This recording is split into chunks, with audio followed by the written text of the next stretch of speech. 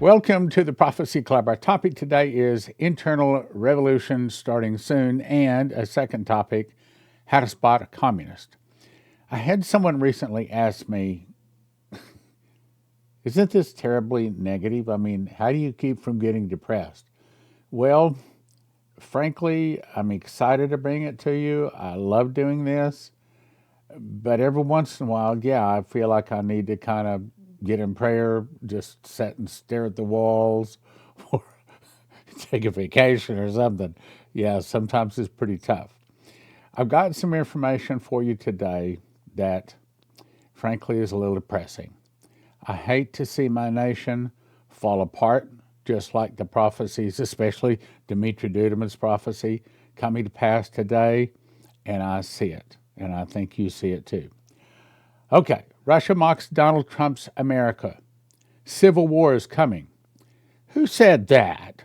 A Russian lawmaker said civil war is brewing in America, and you know what? He's right. He says Moscow should take advantage of the Republican-Democrat divisions and cause a shutdown. Were the communists behind the recent shutdown? Probably. So he goes on to say on TV, differences between the two U.S. political parties are entering a phase of being impossible to resolve. Let me say it again. Impossible to resolve. Sadly, he's right. Moscow should be more politically aggressive. Moscow, communists, want to see the last Christian nation destroyed. So, if you're needing gold or silver, call 800-200-GOLD. 800-200-GOLD, especially if you have an IRA or 401k. Wants civil war. Now, here's what I've got today. I did several pictures just right off of my TV, and I want you to look at all of this. In my opinion, proves that America is very close to a civil war or an internal revolution. Chicago police did not help ICE. You know the story by now.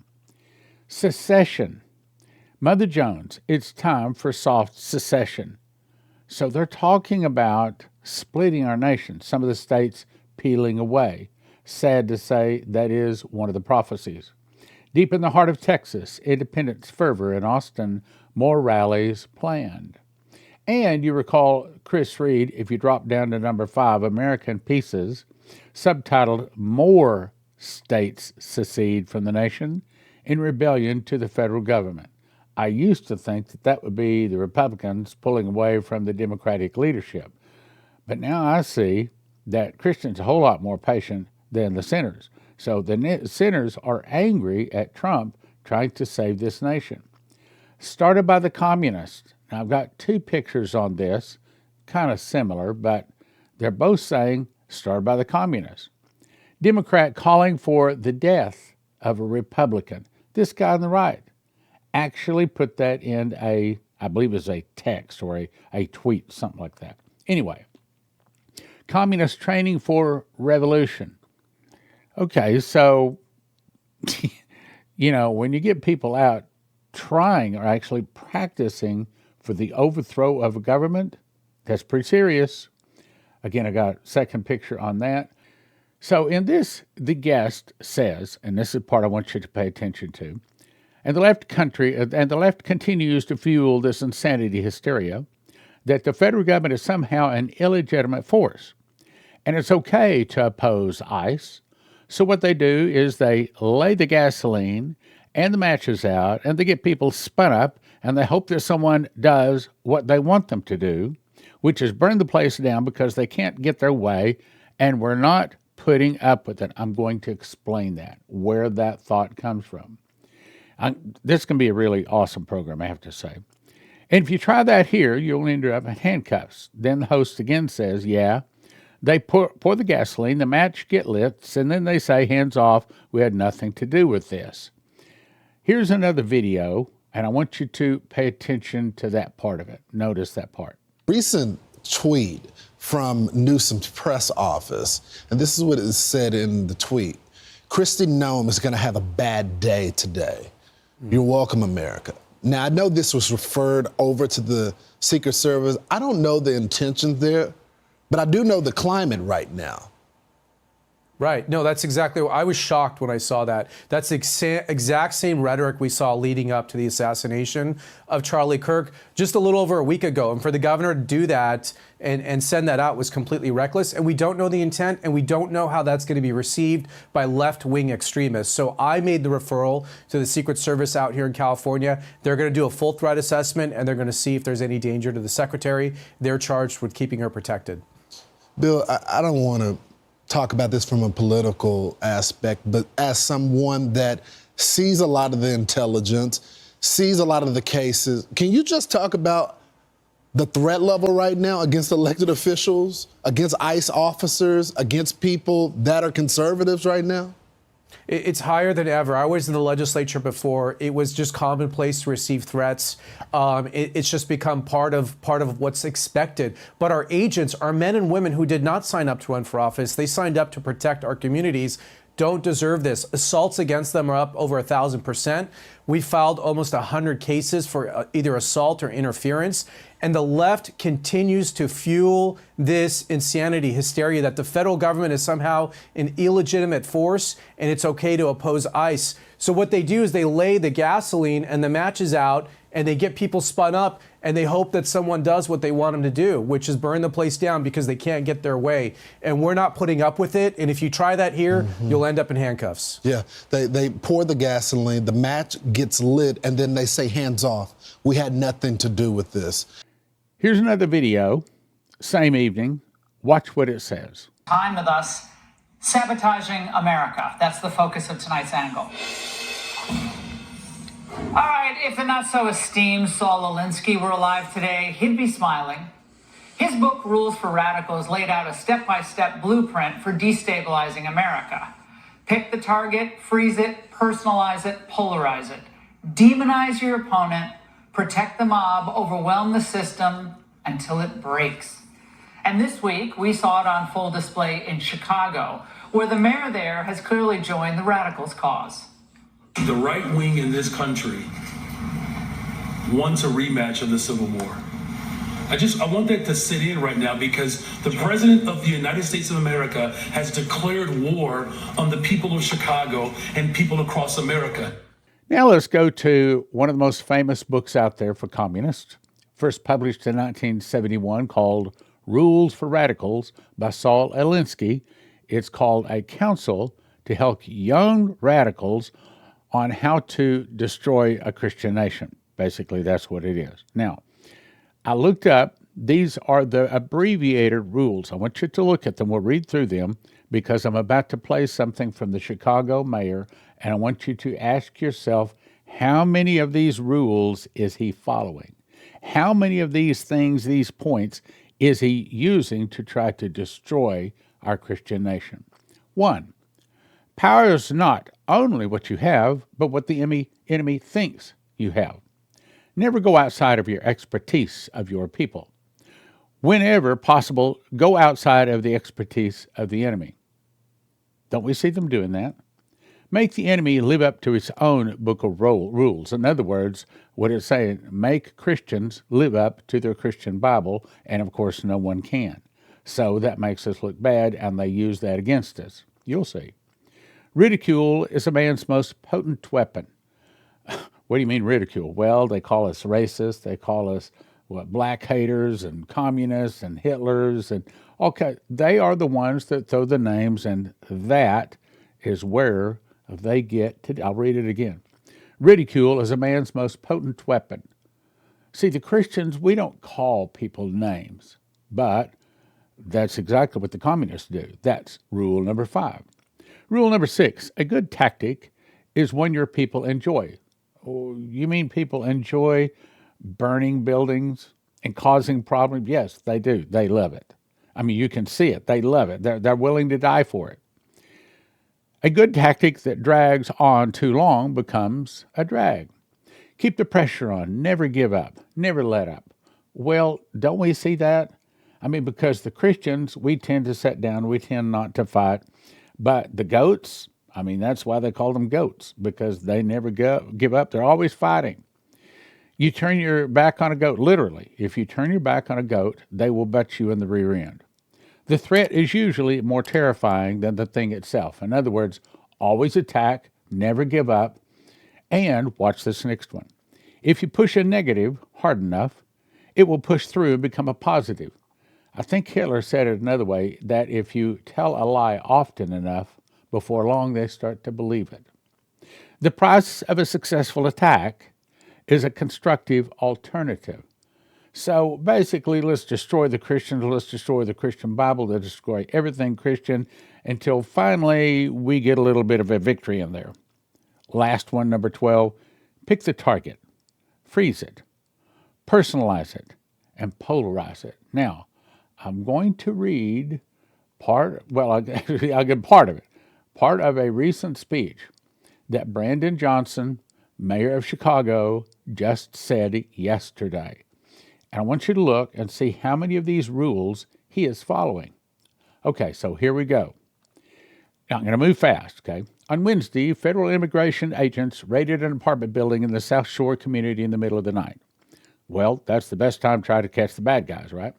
This building was managed by a slumlord that people have been all clear about. The city actually sued the owner in February over 15 building code violations. That means the city's a good guy, right? The residents were dealing with deplorable conditions already. Well, they were living among a bunch of drug dealers, if you got the other side of the story. The residents were dealing with the deplorable conditions already. That was before ICE trampled. In other words, they're attacking already. They're saying bad things about the good guys. But when they came in the middle of the night, they terrorized the families who were living there. There were children who were without clothing, of course, okay, in the middle of the night. And they were zip-tied and taken outside. Well, come on. I don't believe that. But see, that's part of the rules of the radicals, to say bad things about your enemy, okay? Even if they are lies. At 3 o'clock in the morning, a senior resident, an American citizen with no warrants, was taken outside and handcuffed for 3 hours. Well, if you live among bad people, you can expect bad things to happen. Immigration agents coming from Black Hawk helicopters set up snipers on nearby buildings. Well, I wonder why. Maybe it's because they just got shot at from a sniper on top of a building in Dallas, okay? In other words, these actions are justified, at least up to this point. This is America. Yeah, well, why don't you act like it? Because America was a Christian nation. One resident described the situation plainly, and I quote, "They had immigrants in one van and black people in another van." Well, some of the immigrants are black, some of them are white, red and yellow, black and white, all colors, right? This raid wasn't about public safety. It was about immigration. Well, that is what they've been saying, okay? But if you get rid of the bad guys, then you do help the public. But see, they're turning it to make the good guys look bad. This was about a show of authoritarianism. I don't think I said that right. A forceful display of tyranny. Well, there you go, attacking with words. They sent a clear message to all Chicagoans. They said, "We do not respect your rights. We can do anything we want, and we will film it and put it on social media." See how he's attacking? He's following the rules for radicals. The next day, ICE agents chased people outside of a homeless shelter on the south side and then caused a car accident on the west side. Immigration agents put a young black man, okay, wait a minute. I said this to Leslie last night, and our best friends is a salt and pepper couple, okay, so I'm not president's guy. I don't believe you should be treating a person with a different color skin differently or a different language background. It's not about that. When they have Jesus in their heart, it doesn't make any difference the color of the skin, the accent they hold, or where they were born. Immigration agents put a young black man in the chokehold on the side of the street in the East Garfield Park. Witnesses, one of whom you will hear from this morning, bravely filmed the interaction, eventually leading to his person's release. On Friday, agents dispersed tear gas in the middle of the busy street. Chicagoans were hit with chemical agents while walking their children home from school. You know, if you live among bad people, bad things happen. One of the reasons I like living in Texas is because it is mostly Christians here. At least it's a high percentage of Christians. I wouldn't want to live. Sorry, I wouldn't want to live in California. I wouldn't want to live in a blue state, especially a blue city. I don't want to live around those kind of people. But if I lived around those kind of people and they deserve to be arrested, then I also deserve to possibly be numbered along with them. Does that make sense? Agents went into the Humboldt Park Center and detained a sitting elected official. Once again, bad people with bad people have bad things happen to them. Because it simply requested to see a warrant. On Saturday, they escalated even further by shooting a U.S. citizen. They claimed it was defensive fire, but frankly, we cannot trust anything that comes out of the administration. It was only a few short weeks ago that they claimed officers were severely injured in the killing of Mr. This Gonzalez guy. A subsequent investigation found that the agent said on a body camera footage that it was, in fact, nothing major. So they're doing everything they can to try to make the good guys look bad.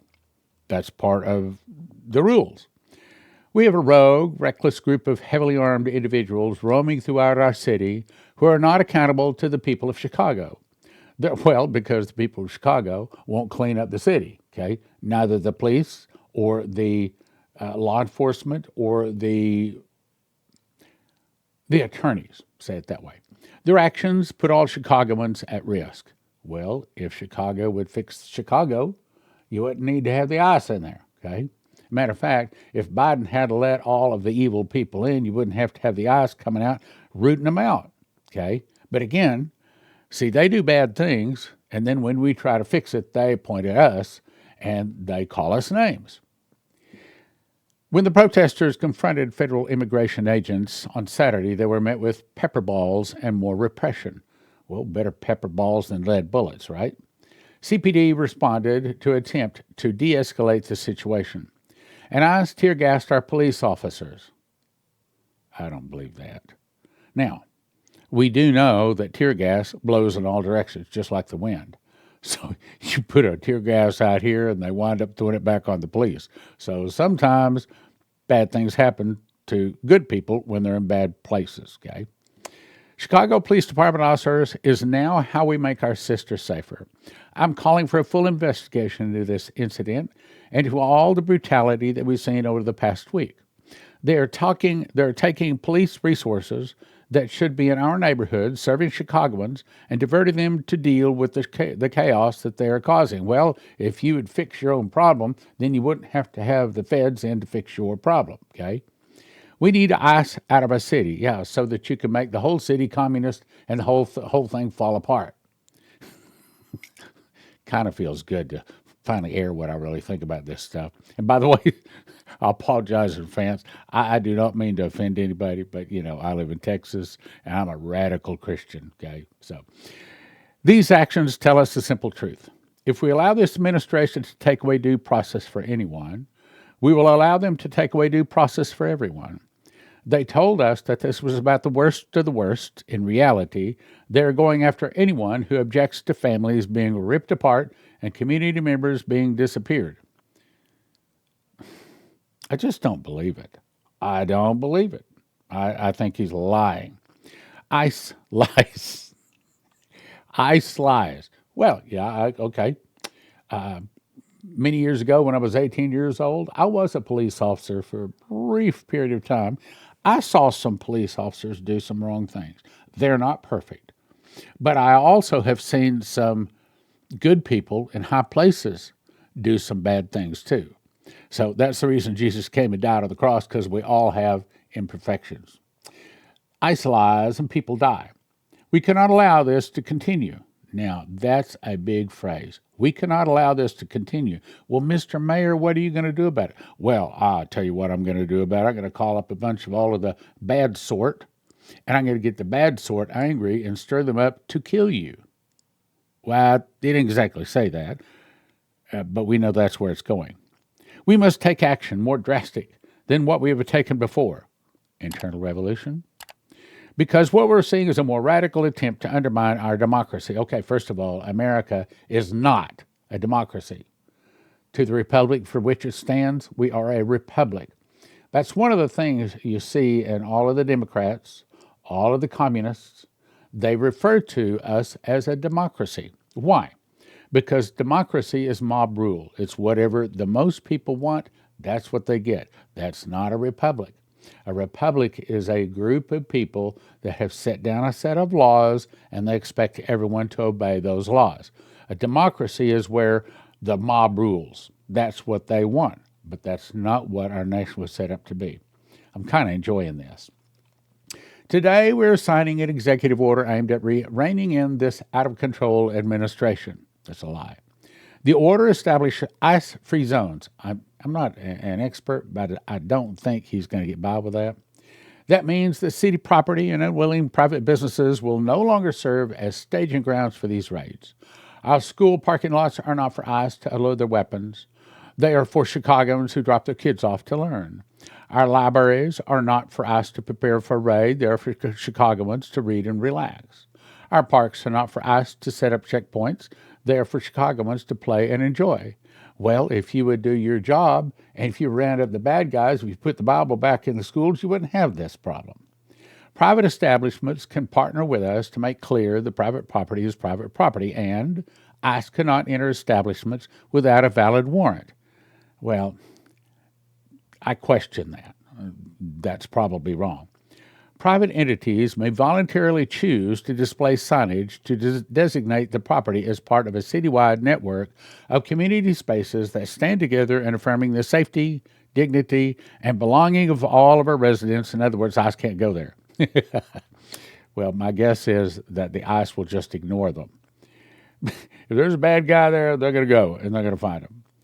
So by extending this protection beyond city-owned land, the order builds a broad civic shield that limits the reach of harmful enforcement practices. Now, my point is, do you see an internal revolution? I do. Do you see some of the people fighting against the government? I do. Do you see that this is the early phases of what Dimitri was told starting to come to pass? I do. The fact is, we cannot allow them to rampage through our city with no checks or balances. Okay, the checks or balances were broken by you a long time ago. Okay, they're just coming to fix it. No one is above the law, including you, Mr. Mayor. If we break the law, we should be held accountable, including you, Mr. Mayor. If Congress will not check this administration, then Chicago will. Yeah, if Chicago gets out of hand, they'll bring in the military. Trump is not going to back up. I know that there are many Chicagoans who are disturbed by the images and videos that they're seeing on the news and social media. There are many who are scared and shocked by what they are seeing. Well, you're showing the wrong things, okay? There are many who are scared and shocked by what they're seeing. The truth is that we are at the tipping point. I agree. The administration is trying to divide us and pit people groups against one another. Administration is trying to clean it up. You're the guys that's trying to destroy it. They went to divide and conquer. Well, where did you get those words? From Saul Alinsky, The Rules for Radicals? Yes, that's where you got those words. And as I said in South Shore, this has been said very clearly.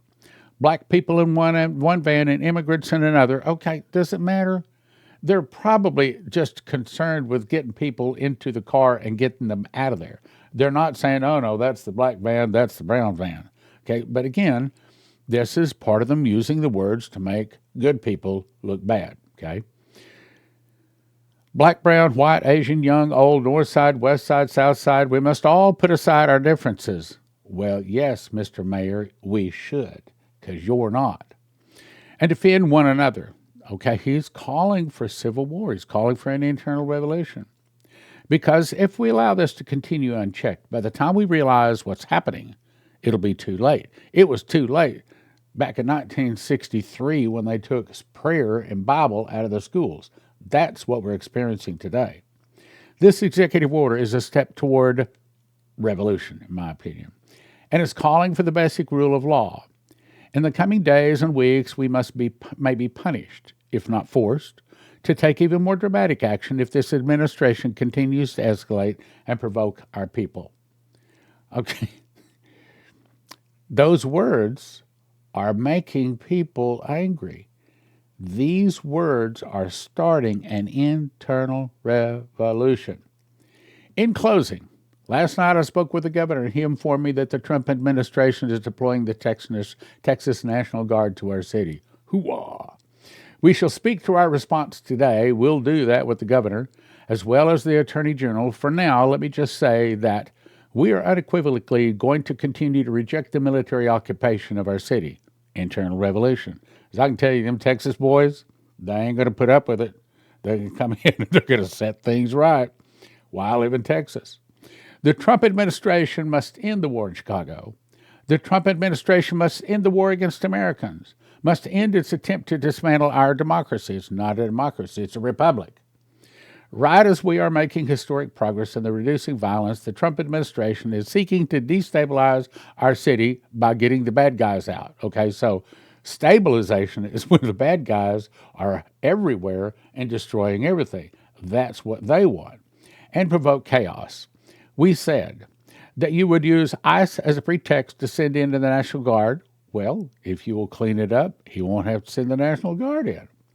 And now what they're doing is just that. I've also said in the last couple of years that, here it is, the extreme right in this country refuses to accept the results of the Civil War.